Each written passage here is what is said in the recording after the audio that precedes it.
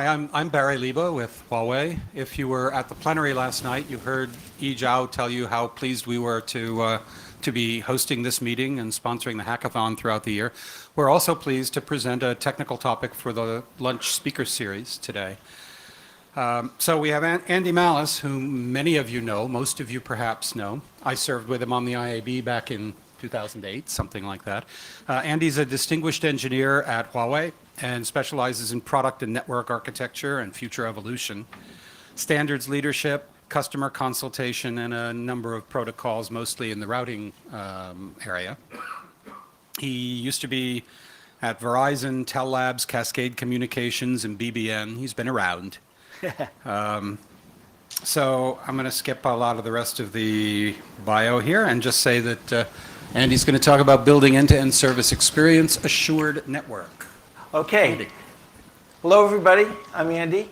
Can you all hear me okay in the back? Okay, cool. Very good.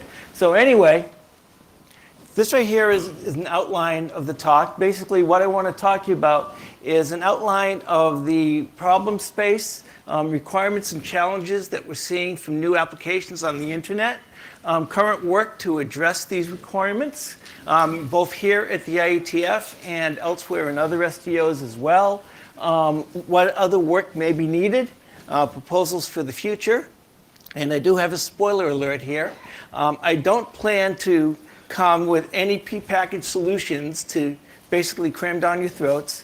What I'm here for is really to provide you all with some food for thought and hopefully further discussion down the line and perhaps the formation of some new work here in the IETF and elsewhere. So with that, let's get going. You know, the internet, of course, has been a huge success. And it's IPv4, v6 are the narrow waist of the internet. And they support countless applications, as we know. You know, there's some people who try to make the argument that HTTP is the new narrow waist, but there's still a lot of applications. In fact, the majority of applications that don't run over HTTP or in a browser, they really do run straight over IP and then either UDP or TCP and so on. However, today's internet, especially what we think of as the public best effort internet, does have a number of challenges that still need to be addressed. In fact, most notably, a lack of widely available end-to-end service guarantees for things like latency, jitter, and packet loss. And this really limits the some applications that people would like to be able to bring onto the internet. And I'll be talking about the requirements for those going forward. And the focus of this talk is really to talk about what we can do with the wide area multi-domain open internet. You know, I really don't want to talk about private campus and data center networks or very well managed single domain traffic engineered networks, because those all basically run pretty well, but they're for limited applications. And you know, it's not really what we really deal with here, which is the public internet. So here are a few of the architectural, just before I move off this slide, there was one example that I just wanted to talk to, which is, you know, just talking from personal experience. I've got pretty good internet service at home. You know, I've got Fios from Verizon, which is a GPON-based service. I've got 75 megabits Symmetra coming into my house. But even still, you know, if I'm streaming video off the net, there can be times when the video playback exceeds the local buffering that I received off the net, and I start seeing the twirling. You know, and I'm sure this is something that you're all very familiar with too. And so, you know, even with the great service I've got coming into my house, still somewhere along the line, there are barriers to it being as good as it could be. So just with that, you know, here are some of the architectural issues that really prevent end-to-end internet service guarantees? Well, you know, some of them are coordination across multiple layers. And I'm going to be talking more about this. This is kind of like a preview of a lot of the things that I'll be talking about today. You know, there are a lot of point solutions that people are talking about at the various layers, and the link layer, and the network layer, and the upper layers, and then the control planes. But very often, there isn't a whole lot of coordination going on between all the different point solutions. And so what you might see is, you know, things aren't quite as optimal as they could be in terms of what people are working on and what they could be working on in the future, especially with regards to various STOs. And by STOs, I mean, you know, the IETF and a lot of our sister standards development organizations, such as the Broadband Forum, IEEE, and you know, 3G MSM, and you know, 3GPP, and so on and so forth. And so each is basically looking at their own slice of the puzzle, and they're saying, okay, what can we do to improve things, for example, from the Broadband Forum, in access networks? For 3GPP, what can we do to improve things in mobile networks? In IEEE, what can we do to improve things at the, at the Ethernet layer? But in some cases, there isn't a whole lot of coordination going on. And it's difficult to have end-to-end interoperable solutions as a result. And you know, there certainly is a mechanism for cross-STO cooperation, which is liaisons. However, you know, liaisons don't work very effectively when you have a very complicated problem set. You know, you need some more concentrated thinking and cooperation than just passing liaisons back and forth to each other. And then there are things going on in the service providers as well. And I come from a service provider background. I was with Verizon for a number of years before joining Huawei, for example. So I've certainly got a lot of experience here. There's very inconsistent implementation of a lot of the work we've already done. You know, DiffServ is what, 15 years old now, if not longer than that. 20 years old, and then we have DiffServ TE, which goes back to like 2005 or so. But you don't see a whole lot of, you see a lot of implementation of it in private networks and in well-managed enterprise service networks, but you really don't see a lot of it end-to-end in the public internet. And in the public internet, you also see there's an inability for the service providers to aggregate like flows together. So like flows can have similar treatment to the backbone. Now, in the public internet, it's really impossible to do flow-by-flow treatment of each individual flow of the network because you just can't scale. And if there's one thing we have to do in the internet, it's scale. But aggregation works very well when it comes to scaling. So if you can effectively aggregate, for example, all low latency traffic together and put that through a particular path through the network, then that may do better than what we're doing now, which is basically nothing at all.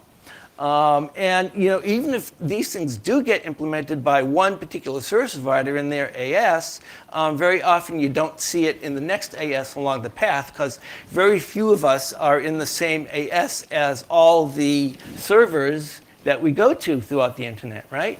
Certainly when we're here in Korea, we're in a very different AS locally than all the servers are that we normally talk to back home, and so on. And there's a whole lot of lack of coordination across AS boundaries.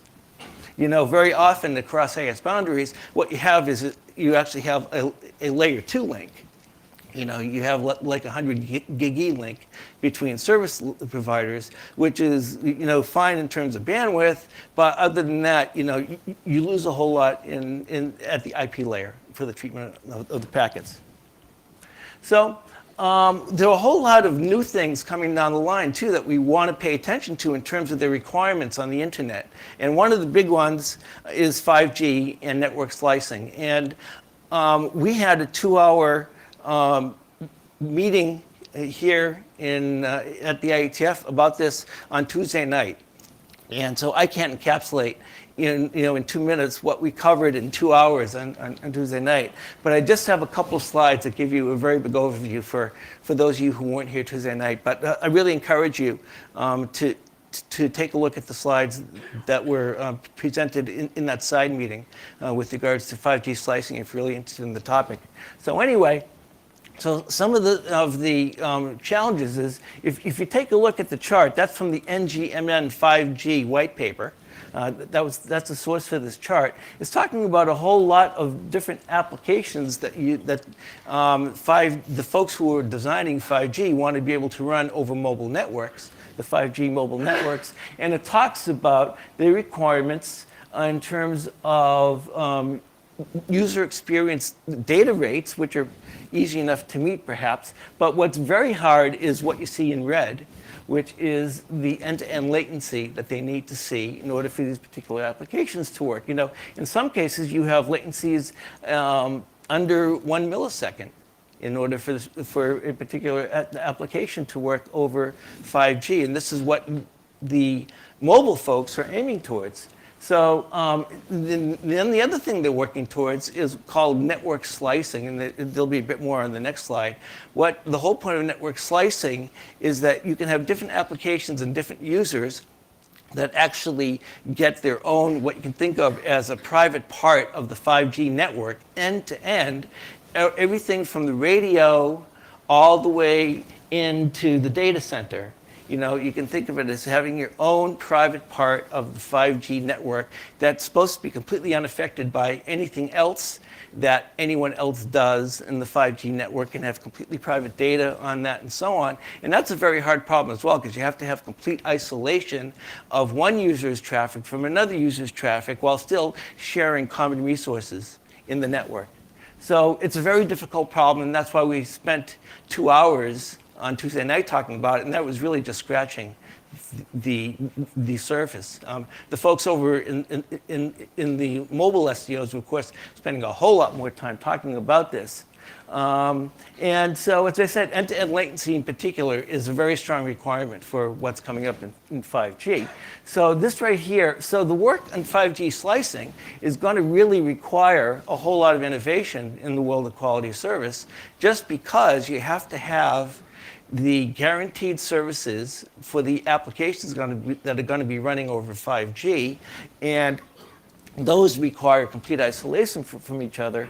And so what I think the mobile folks are finding is that current QoS mechanisms that we have in routers today, for example, and in switches don't always meet the requirements that they're coming up with. So it's going to require a lot of innovation throughout the networking industry, I think, you know, not just from the mobile space and the radio space, but in the router space. You know, because routers make up the backbone of mobile networks, as we all know. You know, if you're doing mobile front haul, mobile back haul, that's all implemented on routers, right? So, so that's going to require a lot of innovation in the router space in order to be able to implement the requirements coming out of 5G.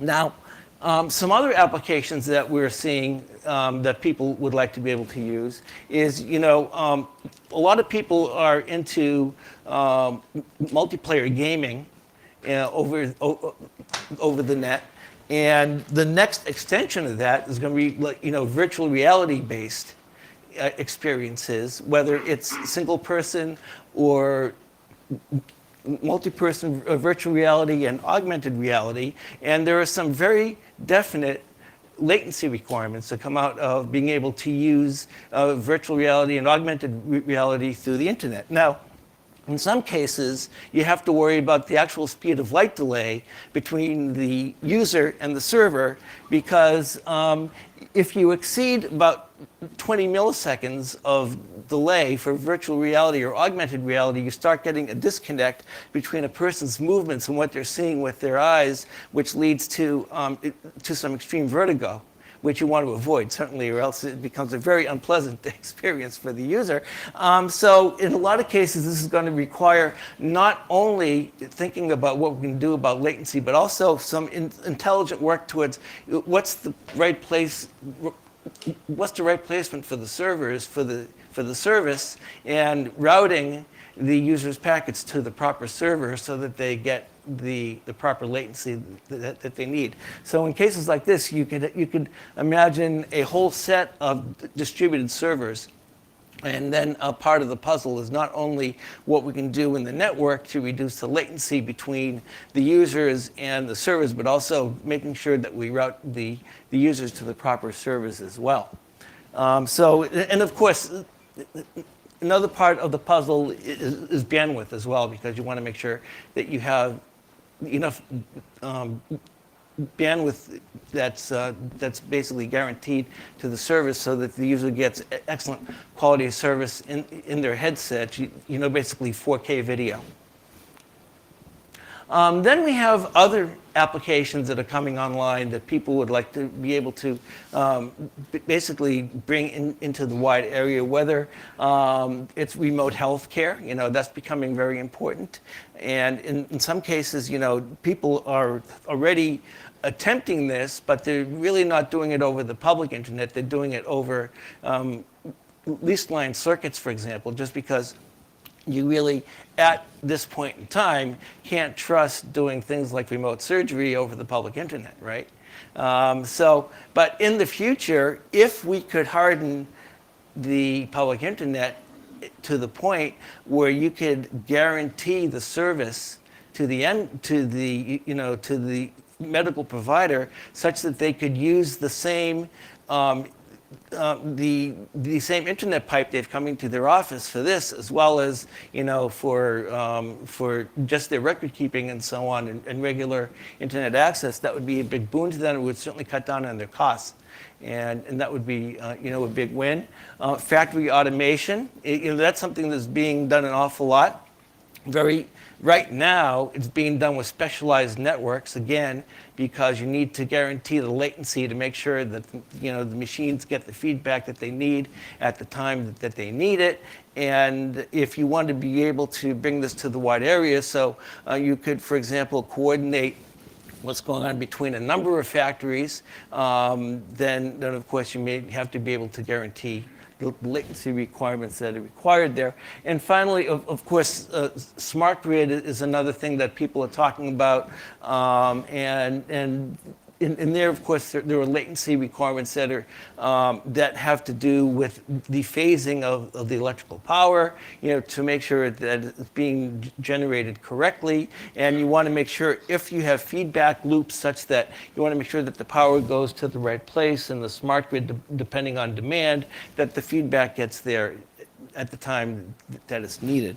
So there are all kinds of emerging applications, and this is just touching on a whole set of applications that could really benefit from coming on the internet, if it could provide the the loss management and the latency management that they require.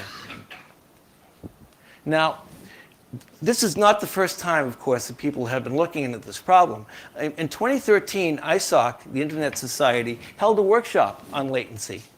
And at the time, this was 3 years ago, so at that time they basically held a reducing internet latency workshop. And what they found are a taxonomy for the major sources of latency in the internet. Basically, there's processing delay, computational translation, forwarding, encapsulation, decapsulation, NAT, encryption, compression, error coding, and so on.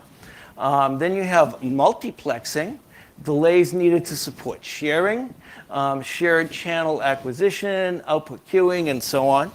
And then you have grouping, which is reduced frequency of control information and processing, and packetization, message aggregation. And then the workshop report is online, and you're certainly free to check it out anytime you like. And by the way, so you don't have to write down stuff like this, we're going to be making these slides available. They're not yet online, but we will be putting them online as part of the IETF proceedings. So you'll just be able to go to the proceedings page and be able to get access to the talks. You can get all the links and everything else. So anyway, so the workshop's report concluded basically that there are fundamental limits, this was in 2013, to the extent to which latency can be reduced in the internet. There's also considerable capacity for improvement, and it's the capacity for improvement that I'd like to talk about. throughout the system, making internet latency a multifaceted challenge, and it certainly is. But as it says, there's capacity for improvement, and that's what we're going to be looking at.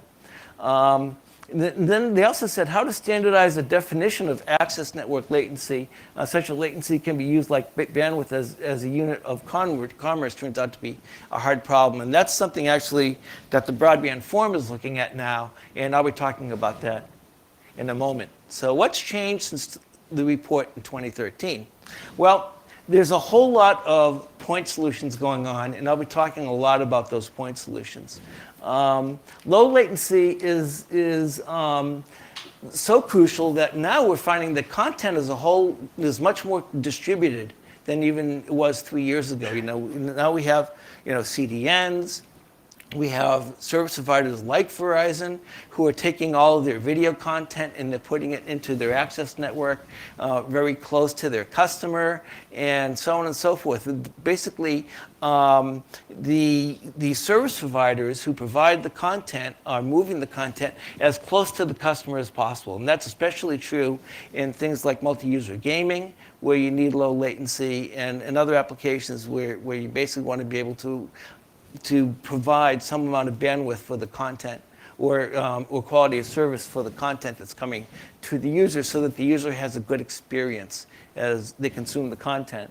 And so there are management systems which need access and visibility to network latency characteristics so they can really intelligently place the flows going through the network so that the best server is utilized for each individual user. And then, but of course, this is much easier with stored content than it is with dynamically rendered content, such as virtual or augmented reality or gaming and so on, although there's been some amount of work, as I said, that's starting with that as well. There's advancements and innovations have been made at various layers in exploring technologies to meet low latency technologies. In the upper layer, there's QUIC. There's the QUIC working group here, which I think is some really innovative work from Google. If you're not really familiar with it, check it out. What they basically said is, they're taking a more systematic view of what are the latencies in bringing up a web page in your browser. And what they did was they said, well, gee, there were a couple components of latency in bringing up a web page. One of them is actually getting the TCP connection open. Another of them is getting security going for HTTPS, right? So they said, well, rather than first getting the TCP connection open with the handshake and then doing the security handshake, let's combine them. And that's QUIC. So basically what they do is they have a new transport protocol which combines the security and transport aspects and runs over UDP. And it's an innovative solution to the problem, but it's a point solution, but it's a nice point solution to one of the problems that people see. Another one is L4S, which is taking a look at TCP and seeing what changes we can make in TCP. But it's really aimed at a particular point solution, and it's more aimed at data centers than anything else. So it's not really meant for wide area use. At the network layer, we also have an RFC IP/MPLS hardened pipes.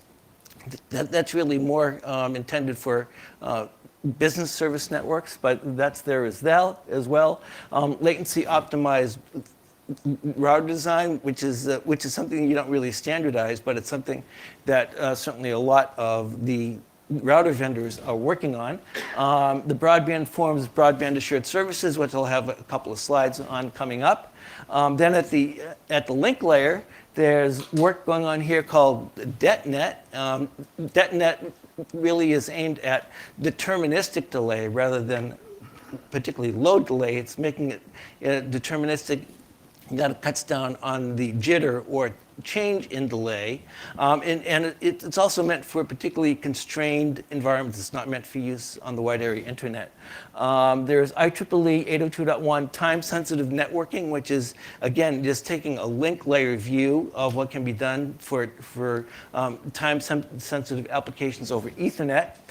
Flex Ethernet, which is joint work by the IEEE and the OIF, which is basically taking a TDM like approach to Ethernet, where you still use Ethernet framing, but in the transport of the Ethernet frames, you actually allocate TDM-like circuits. And so you're able to provide bandwidth guarantees for the Ethernet. But again, this is just an Ethernet layer solution. And then 3GPP, with regards to mobile, has started multiple projects basically related to reducing latency in the radio area networks, in the mobile access core, and in mobile backhaul. And again, but that's really aimed at the mobile solution. With the latest technologies, advancements in packet networks, it's really becoming feasible for us to partition access network resources, to dedicate resources to flows that need deterministic latency, and that's something that we'll be looking a little more closer at as well. And it's really no longer impossible, as we thought 3 years ago, to have solutions to the hard problems of the access network.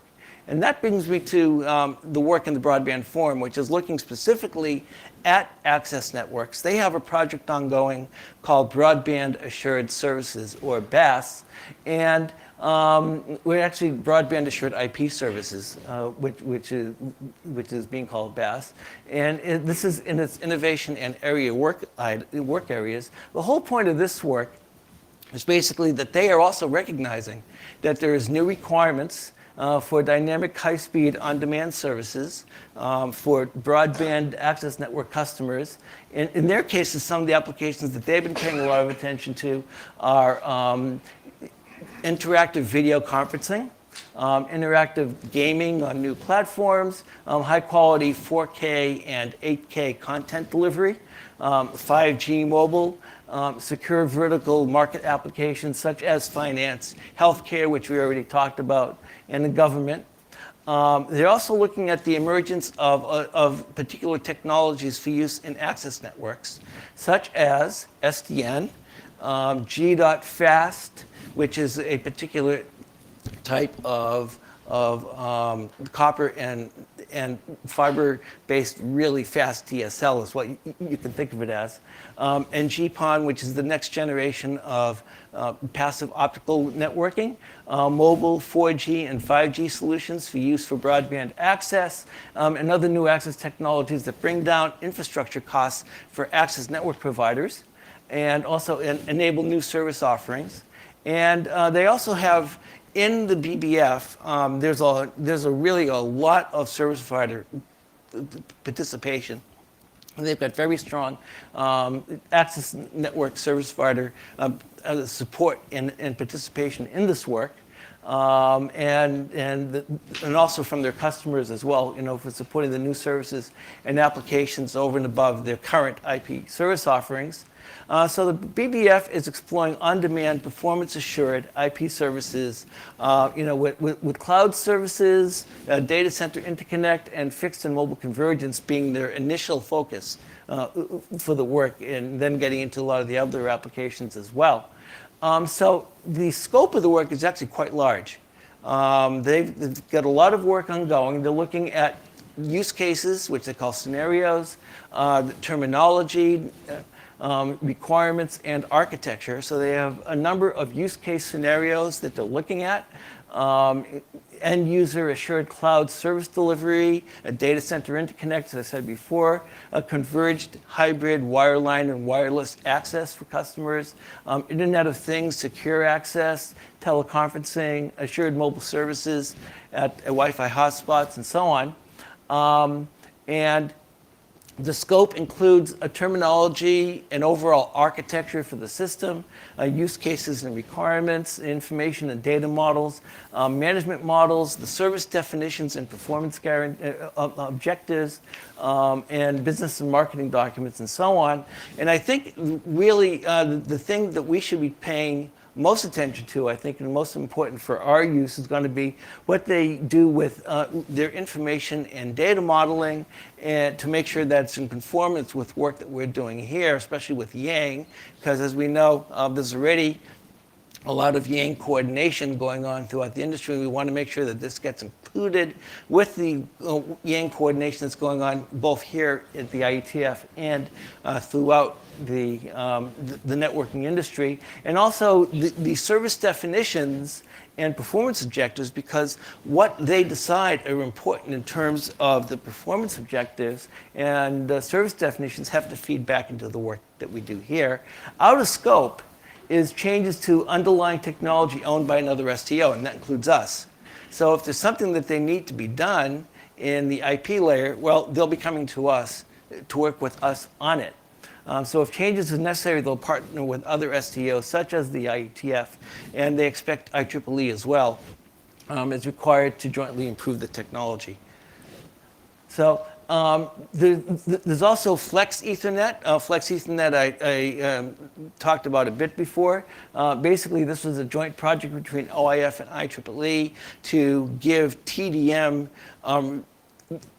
reliability and performance guarantees to Ethernet traffic. But again, as I said, it's a point solution.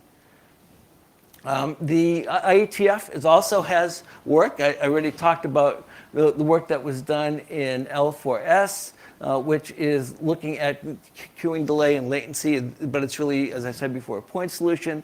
Quick I talked about already, and DetNet I already talked about as well. But you know, it's important just to recognize that we already have work ongoing in the IETF, and so we want to make sure that that continues. Now, what we are really seeing as a result of this is we're seeing a lot of point solutions in multiple STOs, from the link layer with Flex Ethernet into connections with a Flexi end-to-end channel, MPLS-based thin slicing, and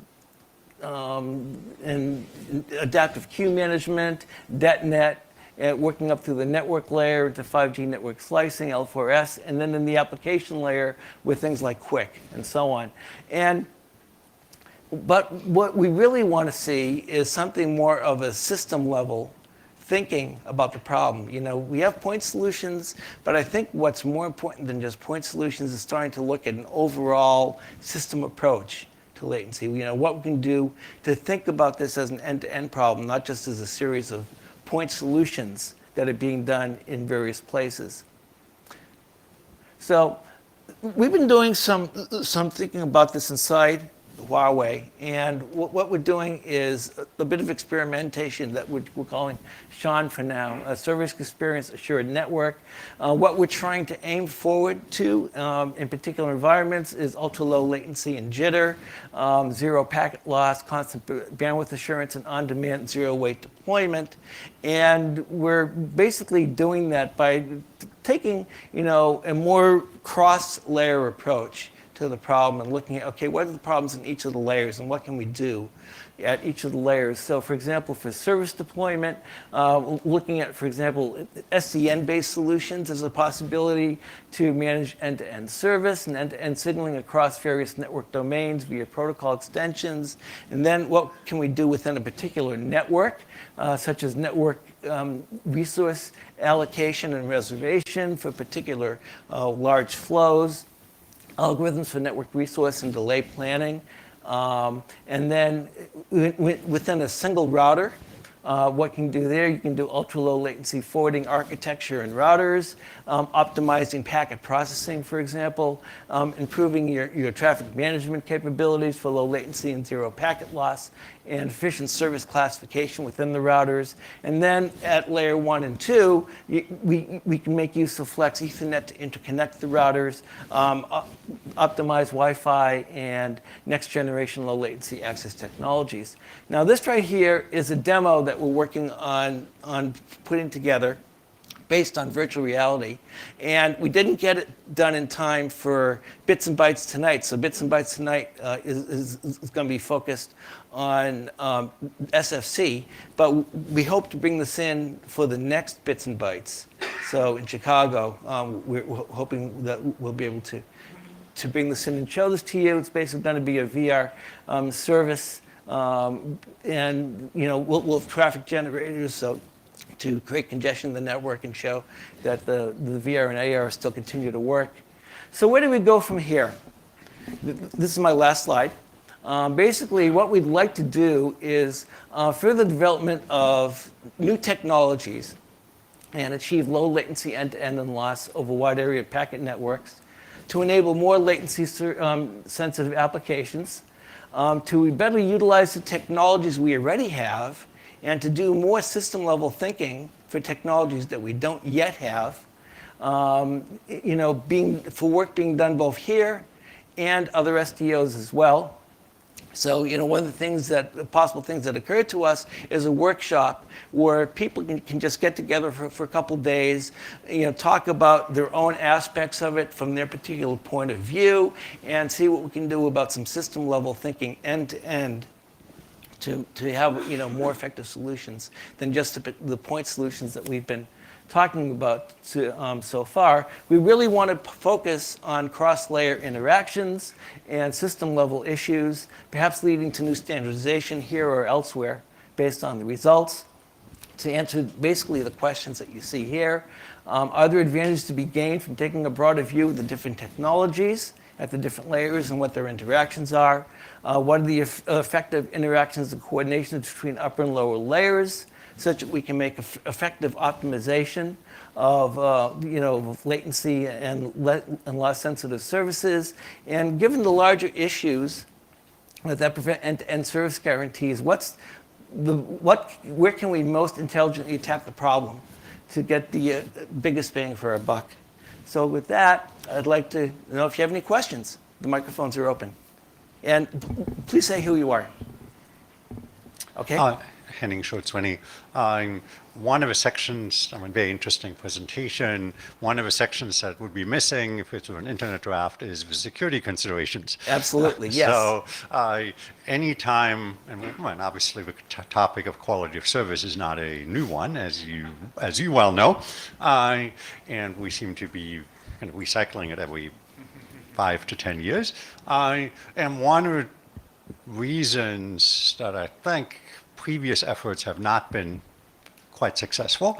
There are many, and this is not an easy problem, or not a single failure problem, has been that you can imagine that you will have to worry about prioritized denial of service attacks. If I manage to get access to that priority setting, I will obviously abuse it. Which means I will probably have to charge extra for that service so that I don't abuse it either deliberately or just because I'm greedy. And which now means that if I have that service as a consumer, if one of my application goes rogue, I not just have a denial of service attack on my link, I also have a denial of service attack on my bank account. Yes. And so, absolutely. Absolutely. So I wonder if, as part of your Sean exploration, you have, or the broadband forum for that matter, has thought about how you can prevent exactly that, because that will probably stifle one story like that, will probably kind of take people's enjoyment out of a augmented reality. Yes, absolutely. Especially in the BAS work and the broadband forum, security is absolutely a part of the architectural work that they're doing there. I didn't have a chance to include everything, but absolutely security is a part there. As far as Sean goes, as I said, it's in the early stages, but certainly, absolutely, security is important there as well. Yeah, because when applications can be compromised, even if they're authorized, they can suddenly, as we know from cameras, which might well be a useful contributor to these type of services, low latency type of services, we know what happens when cameras do their own thing. So absolutely. Hi, Andy. David Black. Among other things, Chair of the Transport Area Working Group wanted to give you updates on a couple of things on your radar screen. First of all, Transport Area Working Group talked about L4S. TSVWG is going to be the new home of L4S, so now you know where to find it. Also, you mentioned an obstacle about lack of diff server deployment across ASs. There is a draft on the next IESG telechat agenda that takes the first shot at that problem. Awesome. Draft IETF TSVWG diff serve intercon. It's co-authored by a colleague from DT, so it's real. Okay, thank you for that. I'm going to have to read it. Please do. We had a great deal of fun getting it. We had a great deal of fun getting it done, and one of the ways that we got it done was to back off from full generality. It takes a limited approach and says, let's see if we can get a few things to work across domains and do it without disrupting internal operations of domains. And we think we did something interesting, but I would characterize it as a first shot. Please, Sure. please, everybody do read that. Absolutely, thanks. Finally, I have a question for you. Absolutely. You talked about in the VR and I think some other places, end-to-end reservation. As I'm sure you're aware, traffic aggregation with QoS is a headache. Reservation aggregation, by comparison, is a nightmare. Yes, absolutely. What have we learned in the past that's going to make it different and actually work this time? Well, Sure. How much RSVP would you like to buy? that's one answer, absolutely. But but really, right. Oh, someone shouted money as And the my answer. response to Mike to money was, okay, how much RSVP would you like to buy? Yes, exactly. To be more serious, reservation is a problem. Absolutely, I agree with you. But there may be other ways to solve it as well. One of the things that the BBF is looking at actually in terms of reservation is looking at applications where you might actually do something like have a web form where you can reserve bandwidth in advance for a particular purpose. Of course, then we have to look at what the protocols behind that are. But that's one of the things that the BBF is talking about, for example. I would also encourage people thinking about this to step away from the entirely too attractive ETE acronym and start figuring out where the actual problems are and how to solve them. You mentioned particularly that by and large it's the access networks that cause the headaches, not the backbones. The backbone operators have the backbones and the backbone interconnects under control. Maybe, just maybe, an attack on reservation on the access networks, a limited domain, might get somewhere. Cool, thanks. Hello, Marco Hoogwoning. I work for one of the internet registries that's probably less relevant. And I'm certainly not expecting an authoritative answer from you, but I would love to hear your opinion. But Sure. One of your first slides contained the hourglass model. Yes. And sort of from an architectural point and the way I sort of see it is like, okay, so we are creating sort of these different slices that 5G calls slices. People have different terminology. Where would you expect that we still be able to sustain that hourglass, or do we get a multi-stem hourglass, or would it be multiple hourglasses sort of glued to the same base? where would we end up architecturally, do you think? Well, I don't see a whole lot of change coming to the hourglass model, just because that's the way it is. In the future, as I said, people have talked about the hourglass moving up to HTTP, right? And so you can think of it maybe as, rather than an hourglass, you have the top, and then you have HTTP, then you have a widening, and then the narrowing at IP, then it expands again, and it may end up being a model that looks something like that in the future. So we're just about out of time. Linda, last question. Please make it short. Okay, I want to make it very short, just to And you are? address, Linda Dunbar from Huawei. So address David Black's question about what has changed. RSVP has been a headache for the past, and this answer on the money. I think that's. I just want to give a few more examples. And nowadays, and you will see, if you just search on internet, like latency monitoring services, there's so many new companies popping up to provide their services. Because why? Because the content managers, content systems, CDNs need that kind of exposure and visibility to the network so that they can distribute their content more intelligently. And as David said, end-to-end. The end-to-end doesn't mean from here to US across the globe. The end-to-end more likely will be like in the access domain or in the shorter like multiple hops, and then be able to provide that kind of low latency services. That becomes more feasible. Okay. Okay, thanks. And I'd like to thank you all for coming, and enjoy the rest of the IETF. Thanks. Worked out great.